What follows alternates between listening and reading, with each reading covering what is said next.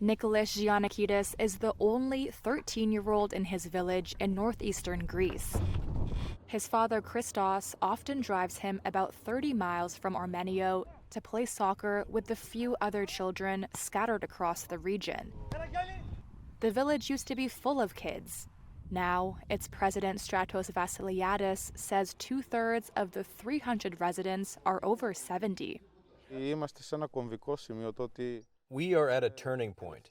The next few years are our last chance for something to change. Much of Europe is struggling with tumbling birth rates that experts say will threaten long-term economic well-being. And Greece is a stark example of how hard it will be to reverse the trend. Its prime minister has called the problem a ticking time bomb. Christos says he wanted a sibling for Nicholas before the debt crisis hit last decade. You want to have a second child, but to have a second child, more money must come into the house. To have a family these days, you need to become a hero. Greece has one of the lowest fertility rates in all of Europe.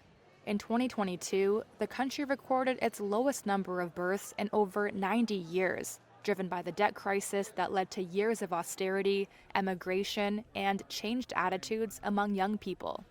There will likely be another drop in 2023, according to preliminary unofficial data. A few years ago, as protests raged over the government's austerity policies, youth unemployment was over 60%. It remains around 25%. Hundreds of thousands of young people have already left Greece.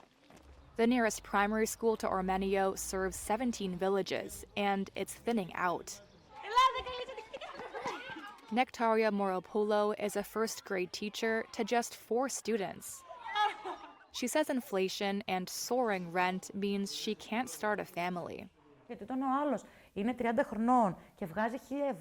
When you're in your 30s and earning €1,000, of course you'll think twice before starting a family because you can't support it. It's a lot. Give me a reason to stay. Give young people like me a reason to stay here and have families and have schools filled with children so that schools stay open. Greece's Minister for Social Cohesion and Family Affairs, Sofia Zacharakis, says addressing falling birth rates will be an uphill battle. If I were to tell you that any given minister at any given ministry, even when there is such a strong will and resolve by the Prime Minister, can reverse the trend, it would be a lie. The country's economy has rebounded in recent years. Greece already has a birth allowance, tax breaks on baby items, and extended private sector maternity benefits. But these initiatives have shown few signs of working. Officials say the government is planning to unveil new measures in May. They could include cash benefits for families, affordable housing for young people, and financial help with assisted reproduction.